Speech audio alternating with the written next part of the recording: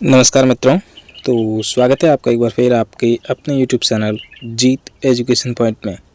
देखिए मित्रों, इस वीडियो में हम लोग आज जो इंडिया पॉलिटी है, जो क्लास 12th की जो बुक है आरबीएससी की, उसमें से हम एक टॉपिक पढ़ेंगे जो कि आप देख सकते हैं यहाँ पे संसद, लोकसभा और राज्यसभा। इस प्रकार से हम लोग इस वीडियो में है जो इसका अध्ययन करेंगे। तो अभी तक आप चैनल पर नए हो तो मित्रों चैनल को सब्सक्राइब ज़रूर कर देना और वीडियो को लाइक और शेयर अवश्य करना। अपन जो कि इसमें आगे कुछ पार्ट देख चुके हैं इसकी, अभी तक आपने वो वीडियोस नहीं देखे हैं तो वीडियो को देख सकते हैं। तो करते शुरुआत वीडियो की। यहाँ पे संसद, लोकसभा एवं राज्यसभा अपन शुरू करते हैं यहाँ पे संसद से। तो किसी भी लोकतांत्रिक शासन में सरकार के 3 अंग होते हैं। लोकतांत्रिक जो शासन प्रणाली होती है उसमें कितने सरकार के 3 अंग महत्वपूर्ण है वो माने जाते हैं। 3 कौन कौन से यहाँ पे आप देख सकते हैं, व्यवस्थापिका, कार्यपालिका और न्यायपालिका। ये जो मुख्य रूप से है जो सरकार के 3 अंग माने जाते हैं। और व्यवस्थापिका के प्रत्येक देश में अलग अलग नाम होते हैं। जैसे ब्रिटेन में इसमें इसे है जो पार्लियामेंट कहते हैं, संयुक्त राज्य अमेरिका में कांग्रेस, जापान में डायट, जर्मनी में बुंडेस्टैग, ईरान में मजलिस। इस प्रकार से ये अलग अलग नाम से है जो पुकारा जाता है जो कि व्यवस्थापिका को। तो ये पूछा जाता है एग्जाम में मित्रों कि किस प्रकार से क्या नाम से है जो इसको पुकारा जाता है व्यवस्थापिका को। तो ये अलग अलग देशों में अलग अलग नामों से पुकारा जाता है इसको। आगे है भारत की व्यवस्थापिका को क्या कहते हैं, जो भारत में है उसको संसद कहा जाता है। क्या कहते हैं, संसद, जिसका गठन संविधान के अनुच्छेद 79 में किया गया। कौन से में, अनुच्छेद 79 में है जो किया गया। और जिसके अनुसार भारतीय संघ के लिए एक संसद होगी जो राष्ट्रपति और 2 सदनों से मिलकर बनेगी, जिनमें राज्यसभा और लोकसभा होंगे। इसमें 2 सदन होंगे। कौन कौन से, राज्यसभा और लोकसभा इसके सदन माने जाएंगे और राष्ट्रपति इसमें है जो भूमिका निभाएंगे। यहाँ पे आप देख सकते हैं 79 जो कि 79 में है जो ये कहा गया है कि संसद होगी भारतीय संघ के लिए। आगे आप देख सकते हैं इस प्रकार राष्ट्रपति भारतीय संघ की कार्यपालिका का संवैधानिक प्रमुख होने के साथ ही संघ की व्यवस्थापिका अर्थात संसद का भी अभिन्न अंग होता है। ये व्यवस्था नितांत संसदीय शासन प्रणाली के अनुरूप है। भारत में आधुनिक रूप में लोकतंत्र एवं संसद के रूप में प्रतिनिधि संस्थाओं की स्थापना ब्रिटिश शासन के देन है। हालांकि प्रतिनिधि निकाय तथा लोकतांत्रिक स्वशासी संस्थाएं भारत में प्राचीन काल से ही विद्यमान रही। और ऋग्वेद में सभा और समिति नामक 2 संस्थाओं को उल्लेख आता है। यहाँ पे आप देख सकते हैं, ये एग्जाम में क्वेश्चन बनता है मित्रों। ऋग्वेद में है जो सभा और समिति, ये जो मुख्य रूप से है जो 2 संस्थाएं हुआ करती थी। और उल्लेख आता है समिति आधुनिक लोकसभा के सदस्य मानी जाती थी। कौन, ये जो समिति है ये अभी वर्तमान जो लोकसभा है उस जो सदन उसी प्रकार से ये समिति हुआ करती थी। जबकि सभा है जो विशिष्ट लोगों का संगठन हुआ करते थे, जिसका स्वरूप आजकल की राज्यसभा से मिलता जुलता है। देख सकते हैं आप इस प्रकार से मित्रों। तो अपन आगे देखते हैं इसकी पृष्ठभूमि, बैकग्राउंड के बारे में देखते हैं थोड़ा सा कि ब्रिटिश शासन के दौरान विभिन्न अधिनियमों द्वारा भारत में संसदीय परंपराओं को सीमित एवं मुख्यतः अनुत्तरदायी रूप से लागू करने की प्रक्रिया प्रारंभ हुई। 1833 के चार्टर अधिनियम से 1935 के भारत शासन अधिनियम तक में संसदीय तत्वों के विकास को देखा जा सकता है। 1892 के अधिनियम द्वारा गवर्नर जनरल की विधान परिषद में अधिकतम सदस्यों की संख्या 16 निर्धारित कर उनमें से 4 सदस्यों को अप्रत्यक्ष रूप से निर्वाचित करने की प्रक्रिया को शामिल किया गया। और 1909 के अधिनियम द्वारा अधिकतम सदस्य संख्या को 60 कर दिया गया तथा उनके अधिकारों में भी वृद्धि की गई। लेकिन दूसरी ओर इनके निर्वाचन में सांप्रदायिक प्रणाली को प्रारंभ कर भारतीय एकता को खंडित करने के प्रयास भी प्रारंभ किए थे। भारत सरकार अधिनियम 1919 द्वारा केंद्रीय स्तर पर, कहाँ, केंद्रीय स्तर पर है जो यहाँ आप देख सकते हैं, एक सदनीय विधान परिषद के स्थान पर द्विसदनीय विधान मंडल बनाया गया, जिसमें एक था राज्य परिषद और दूसरा था विधान सभा। और प्रत्येक सदन में अधिकांश सदस्य निर्वाचित होते थे। क्या, जो अधिकांश जो सदस्य हैं वो निर्वाचित होते थे। और इसी तरह 1935 के अधिनियम द्वारा भी इन दोनों सदनों को बनाए रखा गया। हालांकि इनकी सदस्य संख्या और अधिकारों में पर्याप्त बढ़ोतरी की गई थी, फिर भी उत्तरदायी शासन का रूप अब भी खंडित था। मतदाताओं की संख्या संपत्ति के आधार पर बहुत सीमित थी और केवल 15% लोगों को ही वोट देने का अधिकार था। कितने? सिर्फ है जो 15% लोग ही वोट देते थे। और मतदाता सांप्रदायिक और व्यावसायिक आधार पर विभिन्न वर्गों में बंटे हुए थे। स्वाभाविक रूप से भारतीय संविधान द्वारा गठित होने वाली संसद में इन सभी अलोकतांत्रिक तत्वों को हटाया गया तथा इसे लोकतांत्रिक मूल्यों के अनुरूप बनाया गया। मित्रों, ये जो बुक है ये काफ़ी इंपॉर्टेंट बुक है। इसमें से किसी भी एग्जाम आप देख सकते हैं, पॉलिटी के जो इंडिया पॉलिटी के क्वेश्चन है वो इस बुक से है जो बन जाते हैं। तो आप लोग अपने इस चैनल पर नए हो तो चैनल को सब्सक्राइब जरूर कर देना और अपने दोस्तों के साथ में इस वीडियो को है जो शेयर अवश्य करना। आगे देख सकते हैं संसद का गठन, कंपोजिशन ऑफ पार्लियामेंट। जैसा पूर्व में उल्लेखित है कि संसद का गठन संविधान के अनुच्छेद 79 द्वारा हुआ है, जिसके अनुसार राष्ट्रपति के अलावा संसद के 2 सदन होंगे, राज्यसभा और लोकसभा। राष्ट्रपति के व्यवस्थापिका का अंग होने के नाते क्या क्या कृत्य होंगे उसका उल्लेख राष्ट्रपति की विधायी शक्ति के अंतर्गत किया जा चुका है। अतः अब हम संसद की प्रक्रिया, दोनों सदनों के गठन एवं कार्यों व शक्तियों के अध्ययन करेंगे। यहाँ पे आप देख सकते हैं संसद सदस्य होने की योग्यताएं और निर्योग्यताएं, क्वालिफिकेशंस एंड डिस्क्वालिफिकेशन। जो कि संसद के सदस्य हैं उसके लिए क्या योग्यताएं होती हैं और क्या निर्योग्यता होती हैं उसके बारे में हम लोग देखते हैं। संविधान ने संसद का सदस्य होने के लिए निम्नलिखित योग्यताएं निर्धारित की है। उसे भारत का नागरिक होना चाहिए। लंबे समय से देश में ये मांग की जाती रही है कि देश के सर्वोच्च पदों पर जन्मजात भारतीय ही आसीन होना चाहिए। कई देशों में ऐसा प्रावधान भी है, यद्यपि भारतीय संविधान में ऐसा उल्लेख अभी तक नहीं है। उसे राज्यसभा के स्थान के लिए न्यूनतम 30 वर्ष की आयु एवं लोकसभा के स्थान के लिए न्यूनतम 25 वर्ष की आयु का होना चाहिए। और उसके पास अन्य ऐसी योग्यताएं होनी चाहिए जो संसद निर्धारित करे। इसके अतिरिक्त कोई विकृत व्यक्ति अथवा अनुमोचित दिवालिया, पागल या दिवालिया व्यक्ति, वो व्यक्ति है जो संसद का यहाँ पे आप देख सकते हैं सदस्य नहीं हो सकता है। कोई व्यक्ति एक समय में संसद के दोनों सदनों का सदस्य नहीं हो सकता। कोई व्यक्ति अधिकतम 2 स्थानों से लोकसभा का चुनाव लड़ सकता है। यदि वह दोनों स्थानों से निर्वाचित होता है तब 1 माह के भीतर उसे 1 स्थान रिक्त करना होता है। आप देख सकते हैं यहाँ पे लोकसभा के अभी चुनाव होंगे, अभी हमारे राजस्थान में भी होने वाले चुनाव 2 सदनों में। तो आप देख सकते हैं जो दोनों को है जो एक जो क्षेत्र है उसको रिक्त करना पड़ता है।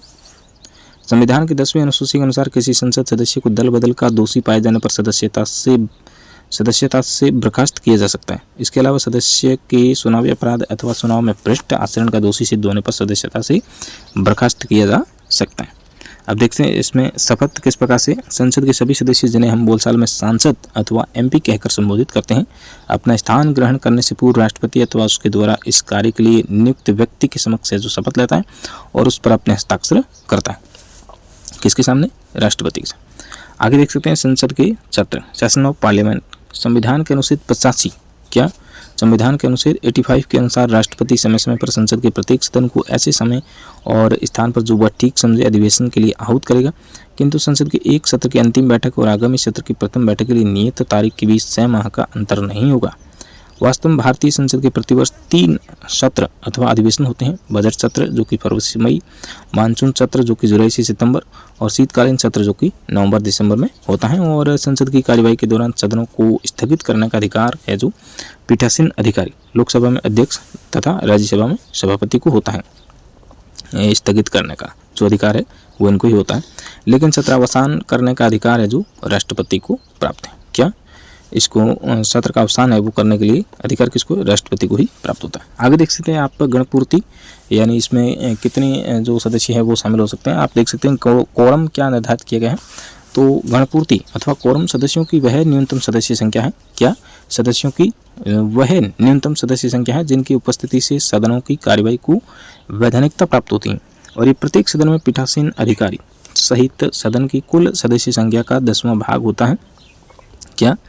1/10 10वां भाग होता है। और इसका अर्थ ये हुआ कि लोकसभा की कार्यवाही का संचालन करने हेतु सदन में कम से कम 55 सदस्य, कुल सदस्य संख्या 545 का 10वां भाग है। और राज्यसभा की कार्यवाही का संचालन करने हेतु सदन में कम से कम 25 सदस्य 245 का 10वां भाग अवश्य होने चाहिए। यहाँ पे आप देख सकते हैं किस प्रकार से ये कोरम निर्धारित किए गए हैं। 1/10 सदस्य जो होना आवश्यक है। और जो 545 सदस्य हैं, इनमें से 55 सदस्य है जो लोकसभा में अनिवार्य हैं और 245 में से 25 है जो कम से कम होने आवश्यक हैं कोरम या गणपूर्ति के आधार पर देखा जाए तो। संसद में भाषा, लैंग्वेज ऑफ पार्लियामेंट। संविधान के अनुच्छेद संसद के कार्य संचालन की भाषा है जो हिंदी एवं अंग्रेजी है, किंतु पीठासीन अधिकारी किसी ऐसे सदस्य को जो हिंदी या अंग्रेजी में अपनी बात को अभिव्यक्त नहीं कर सकता हो अपनी मातृभाषा में बोलने की अनुज्ञा दे सकते हैं। मंत्रियों एवं महान्यायवादी के संसद में अधिकार, क्या अधिकार है? संविधान के अनुच्छेद 88 में उल्लिखित है कि प्रत्येक मंत्री एवं भारत के महान्यायवादी को यह अधिकार होगा कि वह संसद के किसी भी सदन में बोलने एवं कार्यवाही में भाग लेने का अधिकारी होगा। महान्यायवादी को संसद में मतदान का अधिकार नहीं होगा तथा मंत्री मतदान केवल उसी सदन में कर सकेगा जिस सदन का वह सदस्य। अब है आगे राज्यसभा का गठन, कंपोजिशन ऑफ राज्यसभा। राज्यसभा को संसद का उच्च सदन, क्या? संसद का उच्च सदन और स्थायी अथवा राज्यों के सदन के नाम से जाना जाता है और लोकसभा को आप देख सकते हैं निम्न सदन के नाम से जाना जाता है। राज्यसभा का गठन संविधान के अनुच्छेद 80 के तहत होता है और जिसके अनुसार इसकी कुल सदस्य संख्या है जो 250 हो सकती है और इनमें से 12 सदस्य राष्ट्रपति द्वारा नाम निर्देशित अथवा मनोनीत किए जाते हैं। ये आप देख सकते हैं, ये जो 12 सदस्यों वाला है ये अभी वर्तमान में इसको है जो भंग कर दिए गए हैं, इसको हटा दिए गए, निरस्त कर दिया गया। और राज्यसभा में राष्ट्रपति नाम निर्देशित व्यक्तियों का प्रावधान आयरलैंड के संविधान से प्रेरित था और शेष 238 सदस्य राज्यों एवं संघ राज्य क्षेत्रों से निर्वाचित होते हैं। यद्यपि वर्तमान में राज्यसभा की कुल सदस्य संख्या 245 निश्चित है, जिनमें से 229 सदस्य विभिन्न राज्यों से और 4 सदस्य संघ एवं राज्य क्षेत्रों से निर्वाचित हैं, जबकि 12 सदस्य है जो राष्ट्रपति द्वारा मनोनीत है। आगे देखा जाए तो आप देख सकते हैं राज्यसभा में राज्यों एवं संघ राज्य क्षेत्रों को स्थानों का आवंटन। मित्रों, जो लोकसभा में जो ये इस प्रकार का जो था सिस्टम उसको ख़त्म किया गया है। जो 2 सदस्य हैं वो एंग्लो इंडियन के, उनको है जो हटाया गया है। आप देख सकते हैं राज्यसभा में जो 12 सदस्य राष्ट्रपति द्वारा मनोनीत होते हैं। राज्यसभा में राज्यों संघ राज्य क्षेत्रों को स्थानों का आवंटन संविधान की 4वीं अनुसूची द्वारा जनसंख्या के आधार पर किया गया है। इस कारण एक और जहां अकेले उत्तर प्रदेश से राज्यसभा के 31 सदस्य निर्वाचित होते हैं, वहीं गोवा, मणिपुर, मेघालय आदि अनेक राज्यों से केवल एक सदस्य है जो निर्वाचित होता है। राजस्थान से राज्यसभा के 10 सदस्य निर्वाचित होते हैं, जबकि संघ शासित राज्यों में केवल दिल्ली एवं पुडुचेरी को ही राज्यसभा में प्रतिनिधित्व प्राप्त है, शेष को नहीं। इस प्रकार अमेरिकी कांग्रेस के उच्च सदन सीनेट के समान सभी राज्यों को समान प्रतिनिधित्व देने के स्थान पर भारत में राज्यों को समान प्रतिनिधित्व नहीं दिया गया। अब आप देख सकते हैं संसद में भाषा। तो संविधान के अनुच्छेद संसद के कार्य संचालन की भाषा, चलिए ये हमने देख लिया अभी।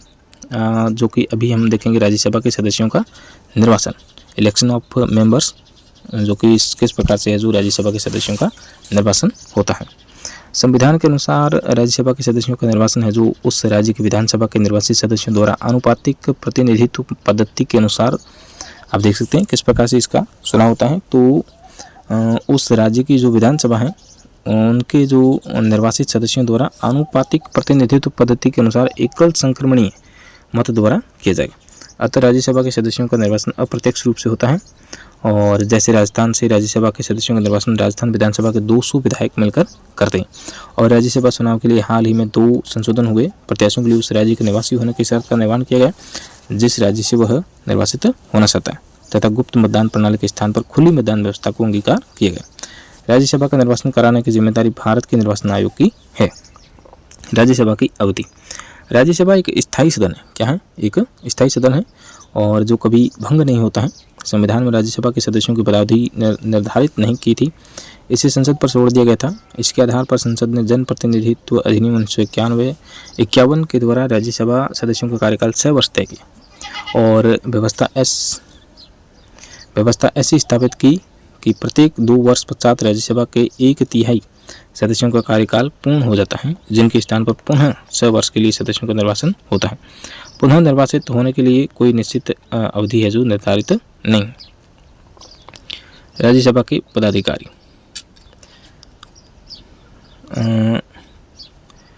संविधान के अनुच्छेद 64 और जो 89 के अनुसार भारत का उपराष्ट्रपति राज्यसभा का पदेन सभापति होता है, यद्यपि वह राज्यसभा का सदस्य नहीं होता है। अनुच्छेद 89 के अनुसार सभापति के अतिरिक्त राज्यसभा का एक उपसभापति होता है, जिसका निर्वाचन राज्यसभा के सदस्य अपने में से ही किसी एक का करते हैं। इस तरह राज्यसभा का सभापति सदन का सदस्य नहीं होता है, लेकिन उपसभापति सदस्य होता है।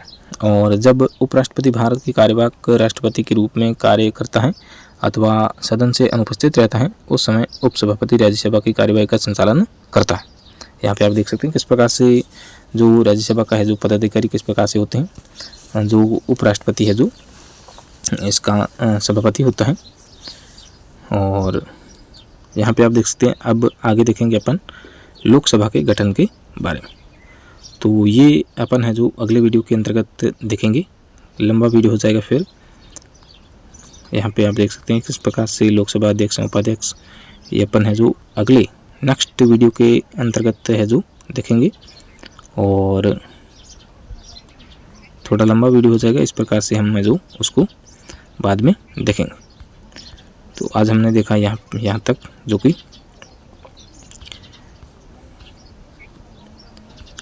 राज्यसभा के पदाधिकारी तक हमने देख लिया है, और आगे हम लोग है जो लोकसभा के गठन के बारे में देखेंगे। तो ये था एक मित्रों वीडियो। आप लोगों को वीडियो अच्छा लगे तो चैनल को सब्सक्राइब जरूर कर देना। और ये जो वीडियो है ये हर एग्ज़ाम के लिए इम्पोर्टेंट होता है, और ये जो बुक है ये सभी एग्ज़ाम के लिए बहुत ही महत्वपूर्ण पुस्तक है, और इसमें से बहुत सारे क्वेश्चन है जो डायरेक्ट सीधे के सीधे क्वेश्चन है जो एग्ज़ाम में पूछे जाते हैं। तो मिलते हैं मित्रों एक नेक्स्ट वीडियो के साथ में, तब तक के लिए राम राम, जय हिंद।